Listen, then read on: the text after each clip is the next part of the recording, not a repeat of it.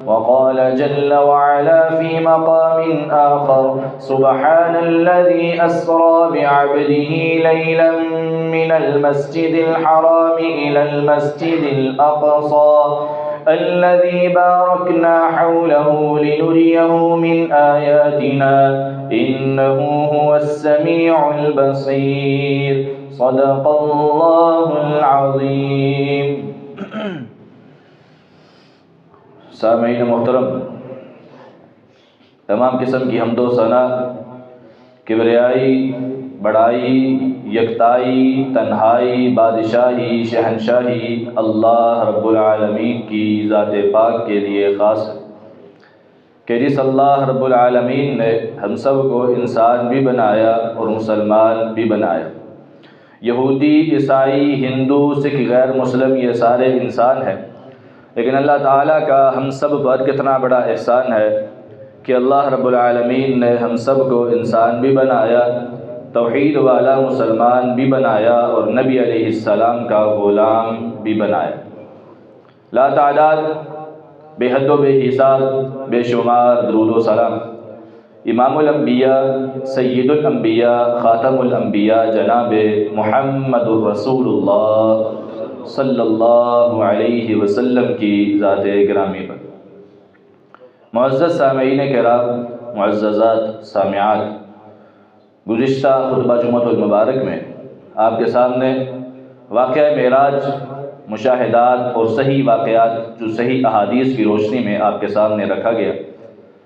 آج کے خطبہ جمعۃ المبارک کا موضوع آپ کے سامنے رکھ دیا گیا تھا کہ واقعہ معراج سے ملنے والا ہمارے لیے سبق وہ کیا ہے. سبق کیا بلکہ اسباق ہمیں ملتے ہیں اور ہمیں بہت ساری چیزیں سیکھنے کو ملتی ہیں، وہ آج آپ کے سامنے رکھی جائیں گی. جتنے بھی واقعات قرآن پاک میں بیان کیے گئے ہیں وہ بغیر کسی مقصد کے بیان نہیں ہوئے، ان کا کوئی نہ کوئی مقصد ہے جس کی وجہ سے اللہ تعالیٰ نے وہ واقعہ قرآن پاک میں بیان کیا. یہ وہ واقعات اور قصے کہانیاں نہیں ہیں جو کہ بوڑھی مائیں جو ہیں وہ اپنے چھوٹے چھوٹے بچوں کو سنایا کرتی کہ ایک دفعہ کا ذکر ہے، یہ ہوا تھا، پھر یہ ہوا تھا، پھر یہ ہوا تھا. بس وہ واقعات چسکوں کے لیے اور مزے لینے کے لیے بیان کیے جاتے، لیکن قرآن پاک کے جو واقعات ہیں وہ ان چیزوں کے لیے نہیں ہیں کہ جی یوسف علیہ السلام کا واقعہ بیان ہوا جی، بڑا جی سنا ہے جی، پڑھا بھی ہے جی، بڑا مزہ آیا جی، بہت اچھا واقعہ ہے. اس مقصد کے لیے واقعہ بیان نہیں ہوا. نوح علیہ السلام کی قوم کا واقعہ ہے، اسی طرح ہود علیہ السلام کی قوم کا واقعہ ہے، صالح علیہ السلام کی قوم کا واقعہ ہے، ابراہیم علیہ السلام کے واقعات ہیں. مراد اور مقصد بیان کرنے کا یہ نہیں ہے کہ آپ اس سے جو ہے وہ مزے لیں اور جو ہے نا وہ آپ کو ان واقعات سے جو ہے وہ مزہ آئے، بلکہ مقصد یہ ہے کہ واقعات اس وجہ سے بیان کیے گئے ان فی ذلک لعبرہ، اے ایمان والو، اے متقی لوگو، اے اپنے آپ کو ٹھیک کرنے والو، اصلاح کرنے والو، اصلاح کی نیت رکھنے والے لوگو، ان تمام واقعات میں تمہارے لیے عبرت ہے، سیکھنے کے لیے اسباق ہیں، تمہارے لیے سارے کے سارے سبق آموز واقعات ہیں. ان سے سبق سیکھو اور اپنی زندگی میں بہتری لاؤ. یہ سارے واقعات اس وجہ سے بیان کیے ہیں. واقعہ معراج بھی ان تمام واقعات میں سے ایک واقعہ ہے کہ جس سے مومنوں کو، ہدایت حاصل کرنے والوں کو بہت سارے اسباق ملتے ہیں. اور اس واقعہ معراج میں سب سے پہلے جو حاصل ہونے والا سبق ہے وہ ہمارے لیے کچھ اسباق جو ہیں وہ عقیدے سے تعلق رکھتے ہیں اور کچھ اسباق جو ہیں وہ معاملات سے تعلق رکھتے ہیں. عقائد میں سب سے پہلا جو عقیدہ جو انسان کو اللہ کی ذات کے بارے میں رکھنا چاہیے اور وہ ہے اللہ تعالیٰ کی ذات عالی ہے، اعلیٰ ہے. اللہ تعالیٰ کے اندر صفت علو پائی جاتی ہے، بلند، یعنی وہ ذات بلند و بالا ہے، وہ ذات بلند و برتر ہے، اس سے اوپر کوئی نہیں ہے، اس سے بلند کوئی نہیں ہے، وہی سب سے بلند ہے. یہ چیز بھی ہمیں واقعہ معراج سے سمجھ آتی ہے. واقعہ معراج پیارے نبی صلی اللہ علیہ وسلم سے اللہ تعالیٰ سے ملاقات ہے، بات چیت ہے اور تحفے تحائف اللہ تعالیٰ نے دیے اللہ کے نبی، اپنے نبی علیہ السلام کو. اس چیز کے لیے اللہ تعالیٰ نے اپنے پیارے نبی کو ساتوں آسمانوں کی سیر کروا کے اپنے پاس بلایا. اس سے ثابت ہوتا ہے کہ نبی صلی اللہ علیہ وسلم جب ساتوں آسمانوں سے اوپر بلند جاتے ہیں، عند سدرۃ المنتہا، سدرۃ المنتہا کے پاس جاتے ہیں، اس کے آگے جب قلم جہاں پہ چل رہے ہیں، لوح محفوظ سے چیزوں کو نقل کیا جا رہا ہے، وہاں تک اللہ کے نبی پہنچتے ہیں اور اللہ تعالیٰ سے بات چیت ہوتی ہے، کلام ہوتا ہے، اللہ تعالیٰ تحفے تحائف دیتے ہیں۔ اس واقعے سے پتہ یہ چلتا ہے کہ اللہ کی ذات مبارکہ ساتوں آسمانوں کے اوپر عرش پر موجود ہے، ساتوں آسمانوں کے اوپر عرش پر موجود ہے۔ اور یہ ایک مسلمان اور اہل سنت کا عقیدہ ہے کہ اللہ تعالیٰ کی ذات مبارکہ کہاں پہ ہے؟ عرش پر۔ قرآن پاک میں آتا ہے الرحمن علی العرش استویٰ، اے لوگو رحمان عرش پر ہے، رحمان کی ذات مبارکہ عرش پر ہے۔ آج کچھ لوگ اس عقیدے کے اندر خرابیاں پیدا کرنے کے لیے کچھ واقعات گھڑتے ہیں، من گھڑت تفسیریں بناتے ہیں اور عقل سے چیزوں کو ثابت کرتے ہیں۔ کہتے ہیں جی قرآن میں اللہ کہتا ہے تم 3 ہوتے ہو، چوتھا وہ ہوتا ہے، تم 4 ہوتے ہو، 5واں وہ ہوتا ہے، تم 6 ہوتے ہو، 7واں وہ ہوتا ہے۔ اس طرح کر کے اللہ تعالیٰ نے تمہیں یہ بات کہی، اس کا مطلب ہے کہ اللہ تعالیٰ تمہارے ساتھ ہے۔ اور کچھ لوگ اس سے بھی آگے بڑھے اور کہا کہ اللہ تعالیٰ نے جو یہ کہا وَنَحْنُ أَقْرَبُ إِلَيْهِ مِنْ حَبْلِ الْوَرِيدِ، اے ایمان والے، اے انسان، اے بشر، اللہ تعالیٰ تمہاری شارک سے بھی زیادہ قریب ہے۔ اس سے کچھ صوفیاء نے، کچھ بدبخت لوگوں نے، عقیدے کے خراب لوگوں نے یہ مسئلہ گھڑا کہ اللہ تعالیٰ نعوذ باللہ ہر شخص کے اندر موجود ہے، نعوذ باللہ من ذالک۔ اور کچھ لوگ اس سے بھی آگے بڑھ گئے، نعوذ باللہ، انہوں نے کہا صرف انسان نہیں، صرف بشر نہیں، بلکہ دنیا کائنات میں جو چیز موجود ہے ہر چیز کے اندر اللہ موجود ہے، نعوذ باللہ، نعوذ باللہ۔ یہ اتنا گندا عقیدہ ہے اللہ تعالیٰ کی ذات کے بارے میں، اتنا خبیث عقیدہ ہے اللہ کی ذات کے بارے میں کہ اس سے بڑی گستاخی کوئی نہیں، نعوذ باللہ۔ یہ کرسی ہے، یہ دیواریں ہیں، یہ بے جان چیزیں ہیں، ان کا کہنا ہے کہ ان کے اندر بھی اللہ موجود ہے، نعوذ باللہ۔ کرسی پر ہم بیٹھتے ہیں، نعوذ باللہ، اللہ نیچے اور ہم اوپر، نعوذ باللہ۔ یہ جو چیزیں ہیں جن پر ہم کھڑے ہوتے ہیں، یہ ساری چیزیں ہم سے نیچے اور ہم اوپر، اور یہ بدبخت انسان عقیدہ رکھتے ہیں کہ اللہ تعالیٰ ان کے اندر موجود ہے، حالانکہ قرآن اس عقیدے کو واضح کرتا ہے سبح اسم ربک الاعلی۔ ہر جمعے کی نماز کی پہلی رکعت میں آپ یہ سورت سنتے ہیں، سورت کی پہلی آیت ہے، اللہ اپنے نبی کو حکم دے رہے ہیں، اے پیارے نبی جناب محمد رسول اللہ صلی اللہ علیہ وسلم، سبح، آپ تسبیح بیان کیجئے، آپ پاکی بیان کیجئے، اسم ربک الاعلی، اپنے اس رب کے نام کی جو کہ سب سے بلند ہے، جو سب سے بلند ہے، الاعلی، اس میں تفضیل کا صیغہ ہے عربی زبان میں، اور اس میں تفضیل اس کو کہتے ہیں جو سب سے زیادہ ہو اس کے اوپر کچھ نہ ہو، اس میں تفضیل، الاعلی، سب سے بلند، اس سے اوپر کوئی چیز نہیں ہے، وہ سب سے بلند ہے، سبح اسم ربک الاعلی۔ اور ایک روایت آتی ہے جب اللہ کے نبی علیہ السلام اس آیت کو پڑھتے تھے، اس کے جواب میں کہتے تھے سبحان ربی الاعلی، فوری اس آیت پر عمل کرتے۔ اللہ حکم دے رہا ہے اے میرے نبی پاکی بیان کر، میرا نبی خود ہی فوری اس آیت کے بعد جو ہے وہ اس کا جواب دیتے ہیں اور کہتے ہیں سبحان ربی الاعلی، میں فوری اس آیت پر عمل کرتا ہوں، اور ساری کی ساری تسبیحات، ساری کی ساری تعریفات، ساری کی ساری حمد و ثنا میرے اس رب کے لیے ہیں جو سب سے بلند ہے۔ سبحان ربی الاعلی، سبحان ربی الاعلی، سبحان ربی الاعلی، یہ جملے انسان سجدے میں بھی کہتا ہے، اور یہ نماز کے مسئلے میں بیان ہو چکا کہ انسان خود جھک جاتا ہے، اپنے آپ کو نیچے گرا دیتا ہے، پھر بھی کہتا ہے یا رب میں نیچے گر چکا ہوں، اور نیچے گرنا اور نیچے ہونا اور یہ عاجزی اور انکساری میرے لیے ہے، تیرے لیے نہیں، تو ہمیشہ سے سب سے بلند ہے اور ہمیشہ ہی بلند رہے گا۔ سبحان ربی الاعلی۔ انسان اللہ تعالیٰ کے بارے میں یہ عقیدہ رکھے کہ اللہ تعالیٰ کی ذات مبارکہ کہاں پہ ہے؟ عرش پر۔ اسی طرح اللہ تعالیٰ نے آیت الکرسی کے آخر میں بھی یہ جملہ کہا وَلَا يَئُودُهُ حِفْظُهُمَا وَهُوَ الْعَلِيُّ الْعَظِيمُ۔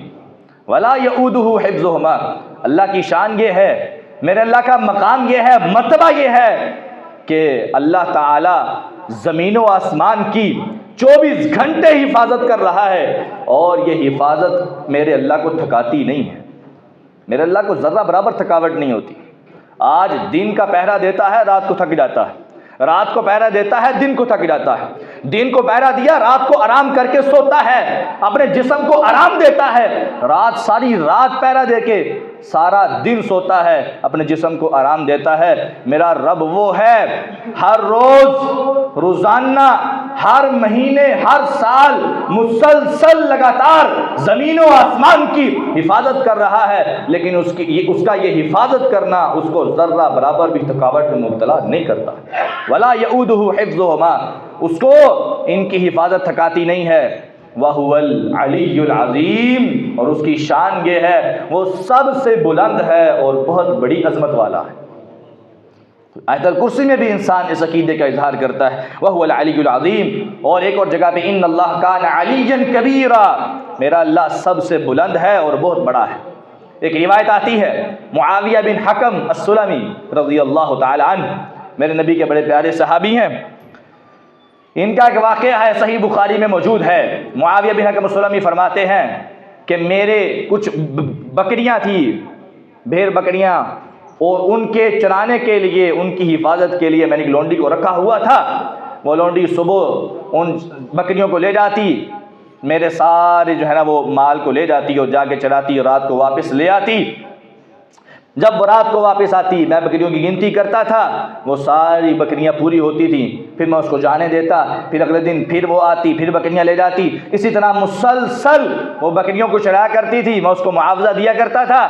ایک دن ایسا ہوا وہ بکریوں کو لے کر گئی، شام کو واپس آئی، میں نے بکریوں کی گنتی کی اور ایک بکری کم نکلی. کہنے لگے میں بھی انسان تھا، بشر تھا، اس چیز سے محبت کرتا تھا جس چیز سے ہر انسان محبت کرتا ہے. اپنے مال سے، اپنی دولت سے ہر انسان محبت کرتا ہے. کہا مجھے بھی محبت تھی اپنے مال سے، اور میں نے دیکھا کہ میری ایک بکری کم ہو گئی. میں نے پوچھا کدھر گئی؟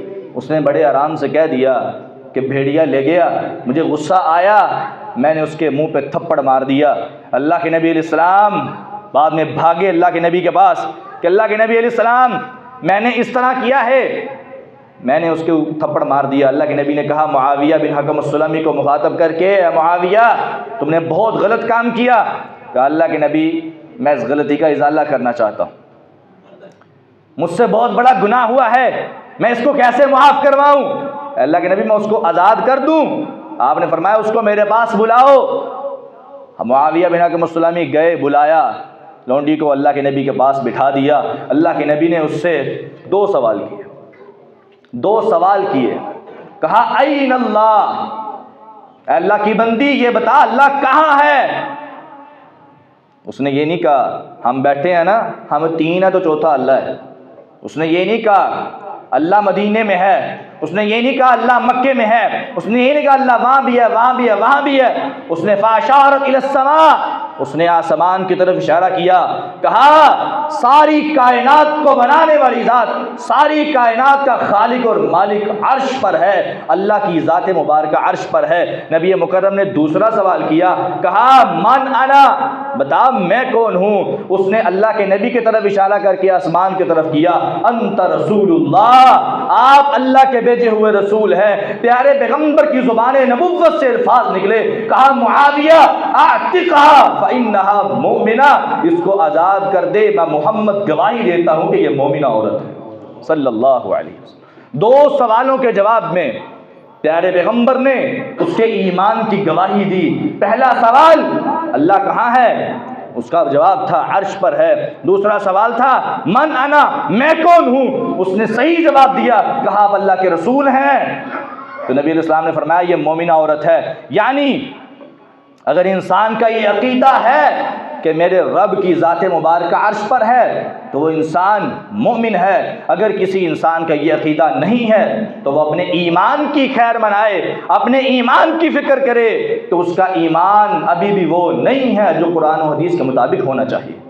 سب سے پہلا واقعہ معراج سے ثابت ہونے والا سبق، اور وہ ہے اللہ تعالیٰ کی صفت علو، یعنی اللہ تعالیٰ سب سے بلند ہے اور اس کی ذات مبارکہ عرش پر ہے.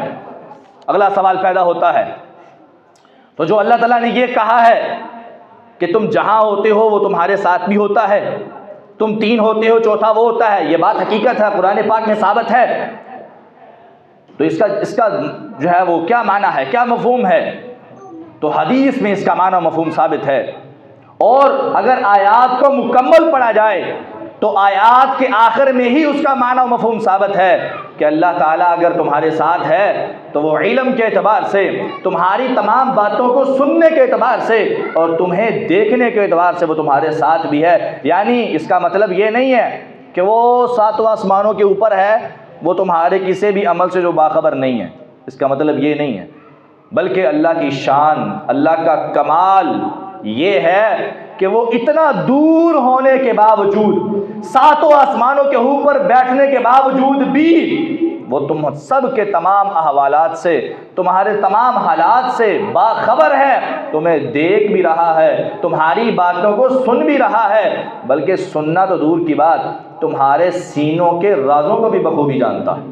جو تم دل کے اندر سوچتے ہو، جو تم سینوں کے اندر چھپا کے بیٹھے ہو، تمہارے اندر کی باتوں کو بھی بخوبی جانتا ہے۔ یہ میرے رب کا کمال۔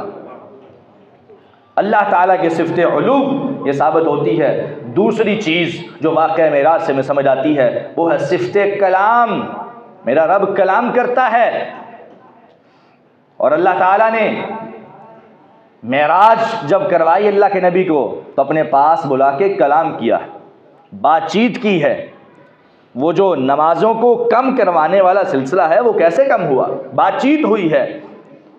میرے نبی علیہ السلام اوپر جاتے ہیں اور کہتے ہیں یا رب نمازوں میں تخفیف کر دی جائے، میرا رب فوری کہتا ہے 5 نمازیں کم کر دی گئی۔ پھر نبی علیہ السلام دوبارہ آتے ہیں، پھر کہا جاتا ہے 5 کم کر دی گئی، پھر کہا گیا اس طرح 5 کر کے صرف 5 رہ گئیں۔ تو یہ کیسے ہوا؟ صفت کلام کے ذریعے ہوا۔ اللہ تعالیٰ بات کرتا ہے، لیکن اس میں یہ فرق رکھنا بہت ضروری ہے کہ ہم بات کرتے ہیں، ہمیں بات کرنے کے لیے منہ کی ضرورت ہے، ہمیں بات کرنے کے لیے زبان کی، ہونٹوں کی، دانتوں کی اور گویائی کی، قوت گویائی کی ضرورت ہے، لیکن میرا رب ان تمام چیزوں سے پاک ہے۔ میرا رب بات کرتا ہے کیونکہ اللہ نے کہا میں کلام کرتا ہوں۔ ہمارا ایمان ہے کہ اللہ کلام کرتا ہے۔ سوال آتا ہے کیسے کرتا ہے؟ جواب یہی ہے کہ جیسے اس کی شان کے لائق ہے، جیسے اس کی شان کے لائق ہے، وہ ویسے کلام کرتا ہے جیسے اس کی شان کے لائق ہے۔ مجھے نہیں علم، میرے اوپر لازم یہ ہے کہ میں وہ بات مانوں جو مجھے بتا دی گئی ہے، اور جو مجھے نہیں بتائی گئی وہ میرے مقصد میں نہیں ہے، اس کی مجھے ضرورت ہی نہیں ہے۔ جس کی مجھے ضرورت ہے وہ مجھے بتا دیا گیا، اور اس بات پر ایمان لانا ضروری ہے کہ اللہ تعالیٰ کلام کرتا ہے۔ اور تیسری چیز جو واقعہ معراج سے میں سمجھ آتی ہے اور وہ ہے جنت و جہنم، اس کا وجود موجود ہے، اس کا وجود ہے۔ بعض لوگوں کا یہ کہنا ہے کہ جنت ابھی پیدا نہیں کی گئی، جہنم ابھی تخلیق نہیں کی گئی، قیامت قائم ہوگی اس کے بعد اللہ تعالیٰ جنت و جہنم کو پیدا کرے گا۔ یہ نظریہ درست نہیں ہے، یہ بات درست نہیں ہے۔ قرآن پاک کی کثیر تعداد میں آیات اس بات کو ثابت کرتی ہیں کہ جنت ابھی بھی موجود ہے۔ وَسَارِعُوا إِلَىٰ مَغْفِرَةٍ مِّن رَّبِّكُمْ وَجَنَّةٍ، اللہ کہتے ہیں تم اپنے رب کی طرف جلدی کرو، رب کی مغفرت کی طرف جلدی کرو، اور اس جنت کی طرف جلدی کرو۔ عرضها كعرض السماء والارض، عرضها السماوات والارض، جس کی چوڑائی آسمان و زمین کے برابر ہے۔ جنت تخلیق کر دی گئی ہے۔ اعدت للمتقین، اعدت یہ عربی زبان میں فعل ماضی کا صیغہ ہے، اور ماضی گزرے ہوئے زمانے کو کہتے ہیں، ماضی گزشتہ زمانے کو کہتے ہیں۔ اعدت وہ تیار کر دی گئی ہے للمتقین، پرہیزگاروں کے لیے۔ جنت بنا دی گئی ہے، جنت تیار کر دی گئی ہے۔ اسی طرح جہنم کے بارے میں بھی آتا ہے اعدت للکافرین، کہ جہنم کو کافروں کے لیے تیار کر دیا گیا۔ جنت بھی بنا دی گئی، جہنم بھی بنا دی گئی۔ اور اسی طرح واقعہ معراج میں جب اللہ کے نبی کو معراج ہوتا ہے، آپ کو جنت بھی دکھائی جاتی ہے، جہنم بھی دکھائی جاتی ہے، اور دکھانے کا مقصد یہ ہے کہ آپ کی امت کو یقین ہو جائے کہ جنت بھی موجود ہے، جہنم بھی موجود ہے۔ اور جو نیکی کرنے والے ہیں جو حسنات کرنے والے ہیں، نیکیوں پر عمل کرنے والے ہیں، ان کے لیے جنت ہے، اور جو نافرمانی کرنے والے ان کے لیے جہنم ہے۔ نبی صلی اللہ علیہ وسلم کو جنت بھی دکھائی جاتی ہے، جہنم بھی دکھائی جاتی ہے، اور آپ نے کئی مناظر ایسے دیکھے بھی کہ جو اللہ کے نبی نے بیان بھی کیے کہ فلاں گناہ کرنے والے کے لیے میں نے یہ دیکھا، فلاں گناہ کرنے والے کے لیے میں نے یہ دیکھا۔ یہ سارے واقعات موجود ہیں۔ اسی طرح برزخی زندگی کا ثبوت بھی واقعہ معراج سے ثابت ہوتا ہے۔ برزخ یہ کسے کہتے ہیں؟ ایک انسان کی حالت ہوتی ہے ماں کے پیٹ میں، اس کے بعد انسان کی حالت ہوتی ہے دنیا کی زندگی، اس کے بعد آتی ہے قبر کی زندگی، اس کے بعد میدان محشر میں انسان پہنچتا ہے۔ جو قبر کی زندگی ہے اس کو عالم برزخ کہا جاتا ہے۔ برزخ کسے کہتے ہیں؟ انسان کی موت سے لے کر قیامت کے دن دوبارہ اٹھنے تک انسان جہاں پہ رہتا ہے وہ اس کے لیے برزخ ہے، وہ اس کے لیے برزخ ہے۔ اب وہ چاہے اس کے لیے وہ قبر بنائی جائے یا کسی وجہ سے نہ بنائی جائے۔ بس اوقات جہاز کے اندر کوئی دھماکہ ہوتا ہے یا کسی دھماکے کے اندر کوئی انسان جو ہے وہ فوت ہوتا ہے یا شہید ہوتا ہے تو اس کی قبر تو نہیں بنائی جاتی، تو وہ جہاں پر ہے وہیں پر وہ اس کے لیے برزخ ہے، وہیں کے لیے اس کی قبر ہے، اس کی جزا اور سزا وہیں پر ہوتی ہے۔ کیسے ہوتی ہے یہ اللہ کو پتہ ہے۔ عالم برزخ کے معاملات پر یقین رکھنا یہ ہر مومن پر لازم ہے۔ الذین یؤمنون بالغیب ویقیمون الصلاۃ، متقی وہ لوگ ہیں، پرہیزگار وہ لوگ ہیں جو غیب پر ایمان رکھتے ہیں۔ غیب کیا ہے؟ عالم برزخ بھی غیب کے اندر شامل ہے۔ عالم برزخ کے اندر ہونے والے تمام معاملات یہ غیب ہیں، ہمیں نہیں بتائے گئے، ہم سے پوشیدہ رکھے گئے، لیکن ہمارا ان پر ایمان لانا لازم اور ضروری ہے۔ یہ بھی ایمانیات میں شامل ہے، ایمانیات میں شامل ہے، عقائد کے اندر شامل ہے کہ انسان عالم برزخ پر یقین رکھے، اور عالم برزخ کے واقعات ہمیں بتائے گئے۔ نبی صلی اللہ علیہ وسلم فرماتے ہیں رأیت لیلۃ اسری بی رجلا یسبح فی نہر، جس رات مجھے معراج کروائی جاتی ہے اس رات میں دیکھتا ہوں ایک ایسے آدمی کو جو ایک نہر کے اندر تیر رہا ہے۔ ایک نہر ہے، اور ایک روایت کے الفاظ ہے خون کی نہر ہے، اس کے اندر وہ تیر رہا ہے، گوتے کھا رہا ہے۔ وَيُلْقَمُ الْحِجَارَةَ، اور اس کے منہ میں پتھر کے لقمے ڈالے جا رہے ہیں، پتھر اس کے منہ میں ڈالا جا رہا ہے، اور خون کی نہر میں وہ گوتے کھا رہا ہے۔ تیرتا تیرتا تیرتا تیرتا بڑی مشکل گوتے کھاتا کھاتا جب کنارے تک پہنچتا ہے تو کنارے پہ ایک فرشتہ مقرر ہے، وہ اس کو دھکا دے کے پھر نہر کے درمیان میں پھینک دیتا ہے۔ اسی طرح مسلسل اس کے لیے عذاب ہو رہا ہے۔ پیارے پیغمبر فرماتے ہیں فَسَأَلْتُ مَا هَذَا، میں نے جبریل سے پوچھا جبریل یہ بدبخت کون ہے جس کے لیے یہ عذاب ہو رہا ہے؟ فقیل علی، مجھے بتایا گیا آکل الربا، یہ وہ بندہ ہے جو دنیا میں سودی کاروبار کیا کرتا تھا، جو سود کھاتا تھا، لوگوں کا خون چوستا تھا، اور بہانہ یہ بناتا تھا کہ جب لینے والا یا دینے والا دونوں راضی ہیں تو تمہیں کیا مسئلہ ہے۔ قسطوں کے کاروبار کرنے والے لوگوں کو بھی یہ بات سوچنی چاہیے۔ پیارے بھائیوں، بہانہ یہ بنانا کہ یار دیکھو ایک چیز لاکھ کی ہے، اس کو میں 1.5 لاکھ کی قسطوں پہ دے رہا ہوں، اور دینے والا بھی راضی، لینے والا بھی راضی، اور تمہیں تیسرے بندے کو کیا مسئلہ ہے؟ اس کو مسئلہ ہو نہ ہو، تمہیں قیامت کے دن مسئلہ ہو سکتا ہے، تمہیں قیامت کے دن مسئلہ ہو سکتا ہے۔ یہ سود ہے شریعت کے اعتبار سے، یہ سود ہے شرعی قانون کے اعتبار سے کہ انسان اس کی اصل قیمت سے زیادہ ایک بے میں 2 بے کرے، ایک جو ہے وہ معاملے میں 2 معاملے کرے۔ آپ نے نہا عن بیعتین فی بیعت، اس چیز سے منع فرمایا۔ قسطوں کا کاروبار جو ہمارے ہاں چل رہا ہے یہ درست نہیں ہے شرعی لحاظ سے۔ ویسے قسطیں درست ہیں، مثال کے طور پر ایک بندہ ہے وہ کہتا ہے یار میں غریب آدمی ہوں، یہ 1 لاکھ پورے کا پورا ایک ہی وقت میں دینا میرے لیے ممکن نہیں ہے۔ تو جس کی چیز ہے وہ اس کے لیے آسانی کرتا ہے، کہتا کوئی بات نہیں، تم 1 لاکھ کو 2 مرتبہ دے دو، یعنی 50,000 ہزار کر کے دے دو، 3 مرتبہ میں دے دو، 4 مرتبہ میں دے دو، تمہارے لیے یہ آسانی ہے۔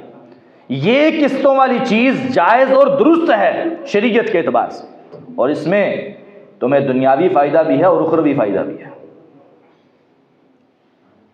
جتنا تم قرض دار کو ڈھیل دو گے، جتنی ڈھیل دو گے، تم نے کسی سے قرض لینا ہے، اس کو تم ڈھیل دے رہے ہو کہ ٹھیک ہے جب تمہارے لیے آسانی ہو دے دینا، جب آسانی ہو دے دینا، جتنی ڈھیل دیتے جاؤ گے اتنی ہی تمہارے نامہ یا مال میں مفت کی نیکیاں شامل ہوتی جائیں گی۔ بہت بڑی نیکی ہے، لیکن اگر انسان اس بندے کی مجبوری سے فائدہ اٹھائے، اب وہ مجبور ہے، اس کو پتا ہے کہ یار میرے پاس پیسے نہیں ہے، مجھے قسطوں پہ لینی پڑے گی، لازمی لینی پڑے گی، اور اگر یہ 50,000 بھی زیادہ کہے گا تو مجھے پھر بھی لینی پڑے گی، وہ مجبور ہے۔ لیکن یہ لینے والے بندے کو بھی سوچنا چاہیے کہ یہ مجبوری قیامت والے دن تمہاری وہاں پہ مجبوری نہیں چلے گی۔ سود لینے والا دینے والا ایک ہی برابر ہے، لیکن سود لینے والے کو اس بات کا خیال رکھنا چاہیے کہ جس طرح دنیا میں لوگوں کے خون چوستا رہا ہے، قیامت کا دن ہوگا اسی طرح خون کی نہر میں غوطے کھائے گا، اور اس کے کھانے کی جگہ پہ اس کے منہ میں پتھر ڈالے جائیں گے۔ اللہ تعالی ہم سب کو اس بدترین گناہ سے بچنے کی توفیق عطا فرمائے۔ اگلا اللہ کے نبی فرماتے ہیں، اگلے انسان کو میں دیکھتا ہوں۔ آج اب اس موقع پہ ہمارا واقعہ شروع ہوتا ہے، ہم خطباء حضرات کی بات شروع ہوتی ہے، علماء حضرات کی بات شروع ہوتی ہے، مولویوں کی بات شروع ہوتی ہے۔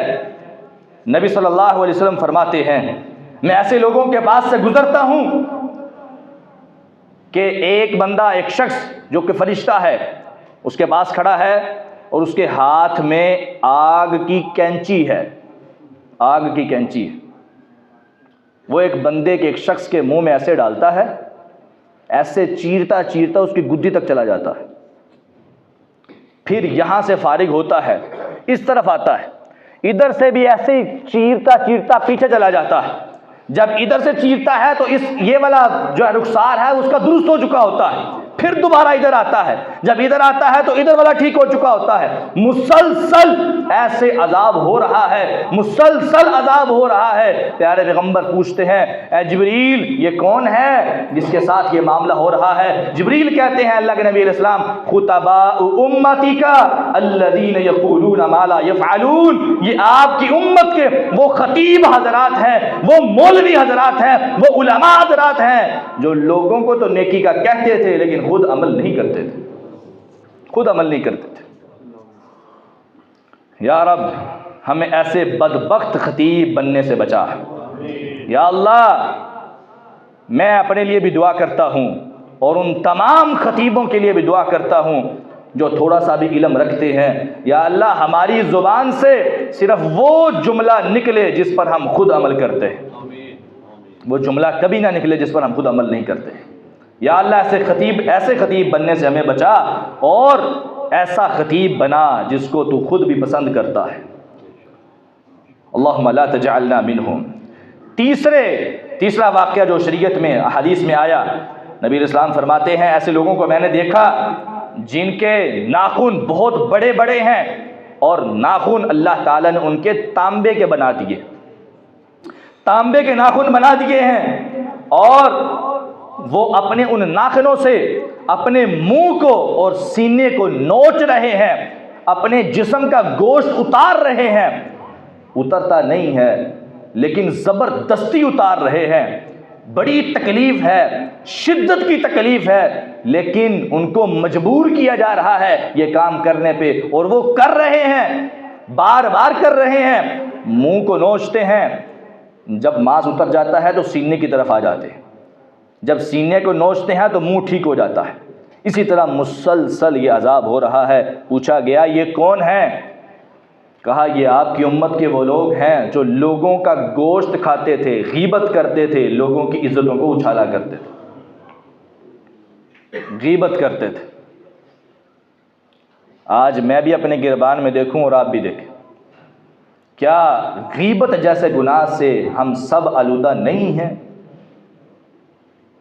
غیبت کو ہم بڑا معمولی سمجھتے ہیں اور بڑے عام انداز میں غیبت کر جاتے ہیں۔ عام انداز میں ہم نے غیبت کو، چغلی کو اپنی بات کے اندر ایسا رواج دے لیا ہے کہ ہم غیبت کر بھی جاتے ہیں اور ہمیں ذرہ برابر احساس نہیں ہوتا کہ ہم نے اتنا بڑا گناہ کر لیا۔ قرآن کہتا ہے وَلَا يَغْتَبْ بَعْضُكُمْ بَعْضًا، لوگو ایک دوسرے کی غیبت نہ کیا کرو۔ أَيُحِبُّ أَحَدُكُمْ أَن يَأْكُلَ لَحْمَ أَخِيهِ مَيْتًا فَكَرِهْتُمُوهُ، کیا تمہیں اس بات کا اندازہ نہیں ہے، کیا تم اس چیز کو پسند کرتے ہو کہ جس کی تم غیبت کرنا چاہتے ہو وہ بھائی تمہارے پاس مردہ لیٹا ہوا ہے اور تم چھری کے ساتھ اس کے جسم سے گوشت کاٹ کاٹ کے منہ میں ڈال رہے ہو؟ وہ مردہ ہے، وہ فوت ہوا ہے، میت ہے، اور اس کے جسم سے تم کچا گوشت اس کا اتار اتار کے کھا رہے ہو۔ یہ ایسے ہی ہے جس طرح تم غیبت کر رہے ہو۔ غیبت کا گناہ ایسے ہے جیسے تم مردہ بھائی کا گوشت کھا رہے ہو، جتنا تم وہ گناہ کرو گے، وہ حرام کھاؤ گے، جتنا اس کا گناہ ہے اتنا ہی غیبت کرنے کا گناہ ہے۔ ہم ذرہ برابر اس کا احساس نہیں ہے ہم سوچتے تک نہیں ہیں۔ اور غیبت کہتے کسے ہیں؟ سب سے بڑی بات تو یہ ہے نا، غیبت کہتے کسے ہیں؟ ہم تو اس چیز کو غیبت سمجھتے ہیں کہ جس کے اگر کوئی بھائی غیبت کا خیال رکھتے بھی نا تو اس چیز کو سمجھتے ہیں کہ یار انہوں جو ہے نا انہوں نہیں پتا، لیکن میں وہی کہڑی جناب کوئی عزت اچھالن ڈیا، میں تو ویسے ہی گل کرن ڈیا۔ یہ غیبت کرنے کا انداز ہے، یار میں تو ویسے رواجی گل کی ہے، یہ بھی غیبت ہے۔ انسان کسی کی بھی خامی کو، کسی کی بھی برائی کو اس کے غیب میں کسی کے سامنے بیان کرے، اب اس کی بے عزتی کرنے کا ارادہ ہو یا نہ ہو یہ الگ بات ہے، اس کی عزت کو خراب کرنے کا ارادہ ہے یا نہیں ہے وہ الگ بات ہے، لیکن کسی کی بھی برائی کو آپ اس کے غیب میں، وہ بندہ موجود نہیں ہے، آپ کسی کے سامنے بیان کرتے ہیں، مقصد آپ کا جو مرضی ہے، وہ غیبت ہے، وہ غیبت ہے۔ امام بخاری رحمہ اللہ بہت بڑا دعویٰ کرتے ہیں، کہتے ہیں مجھے یقین ہے میں ویسے بہت گنہگار ہوں، لیکن میں یقین سے کہتا ہوں میرا رب قیامت والے دن غیبت کے بارے میں مجھ سے سوال نہیں کرے گا۔ انہوں نے کتنا خیال رکھا ہوگا اس چیز کا، بات کرتے وقت کتنا انہوں نے محتاط انداز میں باتیں کی ہوں گی کہ ان کو اس بات کا یقین ہے کہ میں نے کبھی بھی کسی بندے کی غیبت نہیں کی۔ کیا ہمیں کبھی خیال آیا؟ ہم نے کبھی سوچا بھی نہیں، ہم نے کبھی بھی یہ اندازہ نہیں لگایا کہ آج کے دن میں ہم نے کتنی غیبتیں کر لی ہیں۔ غیبت چاہے عالم کی ہو، غیبت چاہے عام بندے کی ہو، غیبت غیبت ہے اور اس کا بہت بڑا گناہ ہے، اور گناہ آپ کے سامنے رکھا گیا، اور گناہ کی جو سزا ہے وہ بھی آپ کے سامنے رکھ دی گئی کہ غیبت کرنے کا انجام یہ ہے کہ قیامت کے دن وہ انسان اپنی ہی ناخنوں سے اپنا جو گوشت وہ نوچے گا، اتارے گا، اور یہ عذاب اس کے لیے مسلسل ہوتا رہے گا۔ اللہم لا تجعلنا منہم، اللہ ہمیں غیبت کرنے سے بچا، ہمیں غیبت کرنے والے لوگوں سے بچا، اور ہمیں اپنی اصلاح کی توفیق عطا فرما۔ سب سے بڑا پانچواں مسئلہ جو واقعہ معراج سے سمجھ آتا ہے، اور وہ یہ ہے نبی صلی اللہ علیہ وسلم کی ہر بات حق ہے، سچ ہے، اس کو ماننا ضروری ہے، چاہے عقل کے خلاف ہے یا عقل کے مطابق ہے۔ اللہ کے نبی نے اپنی زبان سے جو الفاظ کہہ دیے اس پر ایمان لانا ضروری ہے، اور وہ حقیقت ہے اور وہ سچ ہے، شریعت کے مطابق ہے۔ اب واقعہ معراج مکمل واقعہ عقل میں نہیں آتا۔ نبی صلی اللہ علیہ وسلم ایک ہی رات میں بیت المقدس سے مسجد حرام سے بیت المقدس جاتے ہیں، 40 دن کا سفر ایک ہی رات کے کچھ حصے میں طے کرتے ہیں، عقل میں نہیں آتا لیکن ماننا ضروری ہے، حقیقت ہے۔ ایک ہی رات میں بلکہ رات کے کچھ حصے میں 7 آسمانوں کی سیر ہوتی ہے، جنت جہنم کی زیارت ہوتی ہے، اس کو ماننا ضروری ہے، عقل میں نہیں آتا، ہے عقل کے خلاف لیکن ماننا ضروری ہے۔ اطیعوا اللہ و اطیعوا الرسول، رسول کی اطاعت، اللہ کی اطاعت، چاہے عقل میں آئے یا نہ آئے نبی کی بات ماننی ہے، عقل میں آئے یا نہ آئے نبی اسلام کی بات حق ہے، سچ ہے، نبی اسلام واقعہ معراج جب ہوا نا، معراج کر کے واپس آئے، اگلے دن بیت اللہ میں مسجد حرام میں بیٹھے ہیں، بڑے پریشان ہیں۔ ابو جہل کا گزر ہوتا ہے، دیکھتا ہے اور کہتا ہے دیکھوں یار محمد بڑا پریشان ہے صلی اللہ علیہ وسلم، پوچھو تو صحیح کیا مسئلہ ہے۔ اس کا تو شرارتی ذہن تھا نا بدبخت کا، آ کے بیٹھا اور پوچھتا ہے کیا بات ہے، بڑا پریشان لگ رہا ہے۔ نبی اسلام فرماتے ہیں کہ میں رات کو میرے ساتھ ایک واقعہ ہوا، مکمل واقعہ آپ نے سنا دیا، مسجد حرام سے مسجد اقصیٰ، پھر جناب بیت، 7 آسمانوں کی سیر۔ وہ تو ہنسنے لگ گیا، اب کافر تھا، عقل میں بات نہیں آئی، ہنسنا شروع ہو گیا اور مذاق اڑانے لگا۔ وہ کہنے لگا اچھا مجھے یہ بات بتا کہ ابھی میں 3-4 بندوں کو لے کر آؤں، ان کے سامنے یہ بات کرے گا؟ پیارے پیغمبر نے کہا میں اپنی مرضی سے نہیں بولتا، میری زبان سے جو بھی نکلتا ہے حق نکلتا ہے، سچ نکلتا ہے۔ تو اکیلا آ، 2 آدمی لے کے آ، 4 لے کے آ، 10 لے کے آ، سارے کے سارے کافروں کو لے آ، محمد وہی کہے گا جو سچ ہے اور حق ہے صلی اللہ علیہ وسلم۔ یہ گیا بھاگا، سب کو لے کے آ گیا، بڑے بڑے سرداروں کو۔ آؤ آپ کو ایک لطیفہ سناؤں، آؤ، سب کو لے کے آ گیا اللہ کے نبی کے پاس، کہنے لگا ہاں مجھے وہ جو مجھے بات بتا رہا تھا ان کو بتا۔ اللہ کے نبی نے پھر وہ سارا واقعہ بیان کر دیا۔ یہ بھی سارے تالیاں بجانے والے، ہنسنے والے اور مذاق اڑانے والے، تالیاں شریف، اور جناب یہ سارے کے سارے جو شریف ہے نا، جو آج کل قوالی شریف اور یہ جناب ہر چیز کو شریف لگا کے اس کو اچھا ثابت کر دیتے ہیں، اس وقت بھی کچھ شریف تھے۔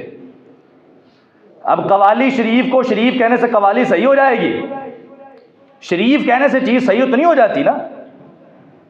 نہیں تو کئی لوگوں نے نام اپنا شریف بھی رکھا ہوا، وہ شریف ہوتے ہیں؟ نہیں ہوتے۔ کسی چیز کا نام شریف رکھنے سے وہ چیز شریف نہیں ہو جاتی۔ اسی طرح آج قوالی شریف آپ دیکھ لیں، قوالی کے اندر طبلہ بجتا ہے، گانے اور میوزک اور جناب کیا کیا گناہ کی چیز نہیں ہوتی، لیکن اس کو شریف کہہ کے کتنا جو ہے نا وہ بہترین طریقے سے اس کو پیش کیا جاتا ہے۔ اس وقت بھی سیٹیاں بجانے والے، سیٹیاں شریف جو ہے وہ، اسی طرح تالیاں شریف، یہ سارے کے سارے شریف اس وقت بھی تھے۔ سارے کے سارے مذاق کرنے لگے اور ابو جہل بھاگا ابو بکر کے پاس، کہتا ہوں ابو بکر کو میں جا کے بتاتا ہوں، وہی ہے جو پورے مکے میں نبی کی اس محمد کی صداقت کو بیان کرتا پھرتا ہے، میں جائے دیکھتا ہوں کہ اس واقعے کو وہ تصدیق کرتا ہے یا نہیں کرتا۔ فوری بھاگتا ہے، کہتا ہے بھاگ کے جا کے اونچی اونچی آواز سے ابو بکر میری بات سنو، کیا کوئی بندہ یہ جملہ کہے کہ میں ایک ہی رات کے کچھ حصے میں بیت المقدس جاتا ہوں، پھر 7 آسمانوں کی سیر کرتا ہوں اور واپس بھی آتا ہوں، ابھی رات ختم نہیں ہوئی، کیا یہ بات درست ہے؟ ابو بکر صدیق کو تو پتہ چل گیا تھا نا کہ یہ شرارتی کس کی بات کر رہا ہے۔ کہا بتاؤ یہ بات کہی کس نے ہے؟ پھر یہ فرق ہے کہ عام بندہ ہو یا نبی ہو۔ عام بندہ اس طرح کی بات کرے گا تو کذبتا، تو نے جھوٹ بولا ہے۔ اگر پیارے نبی کا نام آ جائے گا، عقل میں آئے نہ آئے، صدیق کی صداقت یہ گوارا کرتی ہے، صدیق کا ایمان یہ گوارا کرتا ہے کہ فرق کیا جائے، عام بندہ ہے یہ نبی ہے۔ ابو جہل کو کہنے لگے اگر عام بندہ ہے تو اس سے بڑا جھوٹا کوئی نہیں ہے، اگر میرا نبی ہے تو اس سے بڑا سچا کوئی نہیں۔ ابو بکر صدیق رضی اللہ تعالیٰ عنہ، صداقت صداقت کے بادشاہ، سچائی کے بادشاہ، تصدیق کرتے ہیں۔ قرآن آتا ہے والذی جاء بالصدق وصدق به اولئک هم المتقون۔ آج کے بعد ابو بکر صدیق ہے جو کہ ایمان اور سلامتی کے ساتھ اسلام کے ہر واقعے کی تصدیق کرنے والا ہے۔ اسی وجہ سے یہ بات ذہن میں رکھنا ضروری ہے، عقل میں آئے نہ آئے، اسلام کی کسی بھی چیز کو عقل پہ نہیں پرکھنا۔ اگر عقل میں آئے تو ٹھیک ہے، نہ آئے کوئی مسئلہ نہیں ہے، میری عقل چھوٹی ہے، شریعت بڑی ہے، پھر بھی اس پر ایمان لانا ضروری ہے۔ اللہ ہمیں عمل کی توفیق عطا فرمائے۔ وآخر دعوانا ان الحمدللہ رب العالمین۔ آج کے خطبہ جمعۃ المبارک میں واقعہ معراج سے حاصل ہونے والے اسباق، اس کے بارے میں چند باتیں ہوئی ہیں اور چند چیزیں آپ کے سامنے رکھی ہیں۔ دعا ہے کہ اللہ تعالیٰ عمل کی توفیق عطا فرمائے۔ اور واقعہ معراج سے نبی علیہ السلام کا خاتم النبیین ہونا بھی ثابت ہوتا ہے کہ نبی علیہ السلام خاتم النبیین۔ جب سارے انبیاء اکٹھے تھے تو نبی صلی اللہ علیہ وسلم کو امامت کے لیے آگے کیا گیا۔ مراد یہی تھا، مقصد یہی تھا کہ آج کے بعد تمام انبیاء کی شریعت منسوخ تمام انبیاء کے باتیں منسوخ، تمام انبیاء کے دین منسوخ، اور قیامت تک اگر دین چلے گا تو محمد کا چلے گا صلی اللہ علیہ وسلم۔ قیامت تک اگر دین چلے گا، شریعت چلے گی تو نبی علیہ السلام کی چلے گی۔ اس چیز سے یہ بات ثابت ہوتی ہے کہ نبی علیہ السلام خاتم النبیین ہے، آپ کے بعد کوئی نبی نہیں آئے گا، چاہے وہ ذلی ہو، بروزی ہو، کوئی بھی نبی چھوٹا ہو بڑا ہو، اپنے آپ کو دعویٰ کرنے والا ہو یا نہ ہو، کوئی نبی بھی اللہ کے نبی کے بعد آنے والا نہیں ہے۔ علی رضی اللہ تعالیٰ عنہ کو اللہ کے نبی نے یہ بات کہی تھی، اے علی تیری میرے ساتھ نسبت اس طرح کی ہے جس طرح کی موسیٰ کی ہارون کے ساتھ تھی، لیکن یہ بات یاد رکھنا لا نبی بعدی، میرے بعد نبی کوئی نہیں ہے، کیونکہ موسیٰ اور ہارون دونوں نبی تھے۔ تو کوئی بندہ یہ نہ سمجھ لے کہ اللہ کے نبی کے بعد علی جو ہے وہ نبی ہے، حالانکہ اللہ کے نبی صلی اللہ علیہ وسلم کی حضرت علی کے ساتھ نسبت موسیٰ اور ہارون کی طرح ہے، لیکن نبی نہیں ہے۔ نبی علیہ السلام آخری نبی ہیں، ما کان محمد ابا احد من رجالکم ولکن رسول اللہ وخاتم النبیین۔ یہ بھی ایک مومن کے لیے لازم ہے کہ وہ عقیدہ رکھے کہ اللہ کے نبی علیہ السلام آخری نبی ہیں اور آپ کے بعد کوئی نبی نہیں آئے گا۔ اللہ ہمیں عمل کی توفیق عطا فرمائے۔ بیماروں کی صحت کے لیے دعا کریں، جتنے مسلمان بیمار ہیں اللہ تعالیٰ صحت کاملہ عاجلہ عطا فرمائے، جتنے موحد مسلمان دنیا سے چلے گئے اللہ تعالیٰ جنت الفردوس کا داخلہ عطا فرمائے۔ ربنا ظلمنا انفسنا وان لم تغفر لنا وترحمنا لنكونن من الخاسرین۔ ربنا آتنا في الدنيا حسنة وفي الآخرة حسنة وقنا عذاب النار۔ اللهم اشف مرضانا ومرضى المسلمين والمسلمات، اللهم اشف كل مريض ومريضة، اذهب البأس رب الناس واشف أنت الشافي لا شفاء إلا شفاؤك شفاء لا يغادر سقما۔ اللهم اغفر لنا ولجميع المسلمين والمسلمات وللمؤمنين والمؤمنات للأحياء منهم والأموات۔ اللهم انصر الإسلام والمسلمين، اللهم انصر الجهاد والمجاهدين، اللهم انصر المسلمين المظلومين المستضعفين في كل مكان، يا حي يا قيوم برحمتك أستغيث، أصلح لي شأني كله ولا تكلني إلى نفسي طرفة عين، سبحان ربك رب العزة عما يصفون وسلام على المرسلين والحمد لله رب العالمين۔